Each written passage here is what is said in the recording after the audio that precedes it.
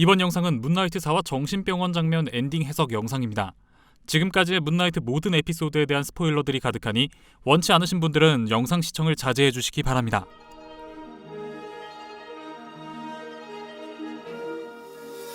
마침내 암미트가 봉인된 돌 조각상을 찾아낸 스티븐. 하지만 그 기쁨도 잠시.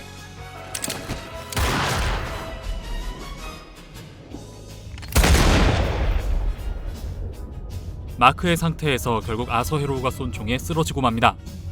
콘슈마저 봉인당한 상태이기 때문에 치유의 슈트가 없어 회복이 불가한 절망적인 상황. 하지만 어느새 정신을 차려보니 마크는 정신병원에 입원해 있는 자신을 발견하고 그곳에 함께 있는 인물들. We live in a psychic world.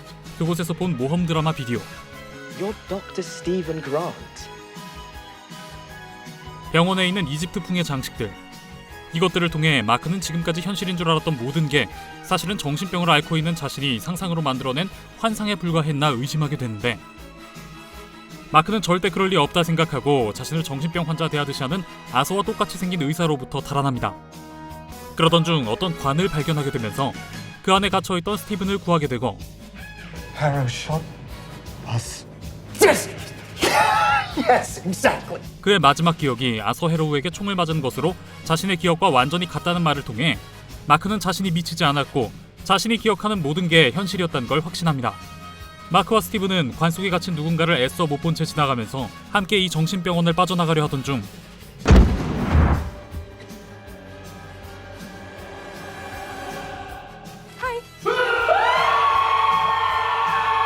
생각지도 못한 하마를 만나면서 문나이트 4화는 끝이 났는데요.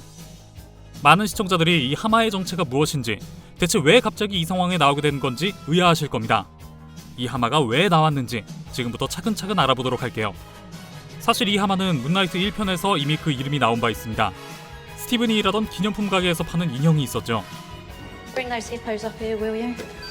Hippo got his towel. 타웨레트는 임신과 출산의 여신인데요. 굳이 1화에서 이 타웨레트의 이름을 언급한 건 역시나 앞으로 등장할 것을 예고한 복선이었던 것으로 봐야겠죠. 그런데 이 하마 여신이 갑자기 마크의 내면 세계에 어떻게, 왜 나타난 걸까요? 저는 이것이 암미트가 봉인되어 있던 돌조각 인형과 연관이 깊다고 봅니다. 저는 타웨레트가 바로 이 암미트 돌조각 인형에 봉인되어 있던 신이라고 생각하는데요. 이집트 신화와 현재까지의 문나이트 진행을 함께 보면 암미트가 봉인된 돌조각 인형에 왜 암미트가 아닌 타웨레트가 봉인되어 있었는지 짐작해 볼 수 있습니다. 일전에 엔네아드 회동에서 음악의 신 하토르의 아바타는 마크에게 친절하게 대해주며 이런저런 조언을 해줬죠. 모두가 콘슈에게 부정적인 태도로 일관하는데 오직 하토르만이 친절하게 대해준 데에는 사실 이유가 있습니다. 이집트 신화에서 하토르는 이중인격을 가진 신으로 파괴의 신 세크메트라는 또 다른 자아가 있는 신이기 때문이죠. 바로 동질감입니다. Other gods aren't really his favorite topic. Not even when they are old friends. 그런 하토르의 아바타는 마크에게 콘슈와 친한 다른 신이 있다는 걸 암시하는 이야기를 하기도 했는데요. 이렇게 하토르의 아바타가 마크에게 도움을 주는 걸 분명 하토르도 지켜보고 있을 텐데, 그대로 두는 걸 보면 하토르는 콘슈와 사이가 그렇게 나쁘지 않다는 걸 알 수 있고, 하토르가 이야기하는 콘슈와 친한 그 신 역시 하토르와 친한 사이라는 걸 짐작해 볼 수 있습니다. 그리고 하토르와 그 신이 친한 것은 그들의 어떤 특이한 공통점 때문이 아닐까 싶은데요. 저는 그 공통점이 바로 이중인격이라고 생각합니다. 특히나 이집트 신들은 머리가 바뀌면서 이름과 인격이 바뀌는 모습을 자주 보이는데요. 예를 들어 하토르의 경우엔 머리가 암사자의 머리로 바뀔 때 파괴의 신 세크메트가 되는 것처럼요. 저는 콘슈와 하토르와 친한 이 이중인격 신이 바로 타웨레트라고 생각합니다. 타웨레트는 하마의 머리에 악어의 꼬리를 한 신인데요. 암미트는 타웨레트와는 정반대로 악어의 머리에 하마의 하반신을 하고 있는 신이죠. 타웨레트와 암미트는 머리와 하반신이 서로 반대로 바뀐 상태의 신인 것이죠. 즉, 악어와 같이 센 인격일 때는 암미트, 반대로 하마와 같이 푸근한 인격일 때는 타웨레트인 겁니다. 마치 마크와 스티븐처럼요. 이 부분은 실제 이집트 신화 원전에서 그렇다는 게 아니고 저의 MCU 내피 시절입니다. 이집트에 워낙 많은 신들이 머리가 바뀌는 걸로 다른 인격의 신이 되기 때문에 충분히 각색 단계에서 MCU가 이렇게 설정할 수 있다 생각되거든요. Khonshu has searched for Amit's tomb since he ensnared me to his service. 아서 헤로우는 엔네아드 회동에서 오히려 과거의 콘슈가 암미트의 무덤을 찾아다녔다고 했고, 콘슈는 이에 대해 반박하지 못했는데, 이것은 충분히 콘슈가 타웨레트 신과 친한 사이였기 때문에 타웨레트를 위함이었던 것으로 볼 수 있죠. 이집트 신화에서 실제 암미트는 숫사자의 갈기가 달린 괴물이라 아무래도 그 성별을 남성으로 보는 게 맞는데, It's a to serve our goddess even before she wakes. I mean, isn't that a bit dodgy, like trusting the judgment of a weird crocodile lady? 문나이트는 1화부터 암미트를 여신이라고 계속해 강조하고 있죠. 이게 그렇게 중요한 것도 아니고 실제 신화 내용과도 다른 부분인데요. 이는 MCU 문나이트 세계관 내에서 암미트와 여신인 타웨르트를 동일시하기 위한 일종의 장치가 아닐까 생각됩니다. 그리고 이 정신병원은 마크의 무의식 세계죠. 직접 계약을 했던 콘슈라면 모를까, 제 아무리 신이라도 마크의 내면 세계엔 누구도 침범할 수 없습니다. 정신과 의사로 등장한 아서헤로우 역시 진짜 아서헤로우가 아니라 현실 세계에서 마크가 겪은 아서헤로우의 이미지가 내면 세계에 투영된 것일 뿐입니다. 그런데 타웨르트는 어떻게 이 마크의 내면 세계에 나타날 수 있었을까요?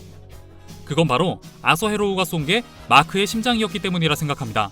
고대 이집트의 영혼관에서 심장은 가장 중요했습니다. 이집트인들에게 있어 심장은 인간의 영혼이고, 그렇기 때문에 죽은 자는 심장의 무게를 재는 재판을 받아야 했죠. 영혼의 무게를 재 죄인으로 판결을 받으면 그 심장은 괴물 암미트에게 먹혀 그 영혼은 소멸하고 맙니다.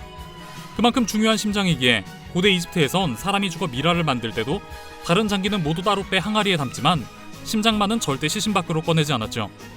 아서헤로우가 마크에게 총을 쏘기 전 스티브는 손에 암미트가 봉인된 돌조각 인형을 들고 있었습니다. 그러던 중 라일라와 만나고 몸의 주도권은 마크에게 넘어갔죠. 그런데 이때부터 카메라에 마크의 손이 잡히지 않습니다. 라일라는 마크와 아버지 이야기를 하면서 기가 막히다는 듯이 두 손으로 얼굴을 감싸는 장면이 나오는데, 이걸 보면 마크가 라일라에게 암미트 돌조각을 넘기지 않고 본인이 계속 들고 있었던 걸 알 수 있는데요. 아서헤로우 일당이 들이닥치자 마크는 도끼를 손에 드는데, 이때 마크가 당연히 들고 있어야 할 암미트 돌조각이 손에 없습니다. 마크가 총에 맞자 두 손으로 얼굴을 감싸는 라일라 역시 이때 암미트 돌조각을 들고 있지 않죠. 마크는 싸우기 위해 도끼를 들기 전 가방을 내려놓는데, 이때도 가방에 따로 뭔가 숨기는 순간은 없었습니다. 즉, 마크는 암미트 돌조각을 자신의 몸에 숨겼을 것으로 예상되는데요. 아서헤로우는 마크에게 총을 2방 쐈는데 마지막 한 방을 머리에 쏘지 않고 굳이 한 번 더 심장을 쏩니다. 저는 이때 5단에 숨기고 있던 암미트 돌조각이 총에 맞아 깨지면서 총알과 함께 심장에 박혀 암미트의 또 다른 자아인 타웨르트가 의도치 않게 마크의 영혼에서 깨어난 게 아닐까 예상해봅니다. 타웨르트가 마크 스티븐과 처음 만난 순간을 자세히 보면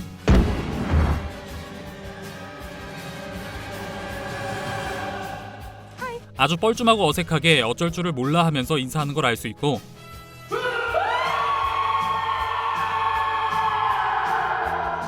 또한 마크와 스티븐이 비명을 지르자 타웨르트 역시 함께 비명을 지르고 있는 걸 알 수 있죠.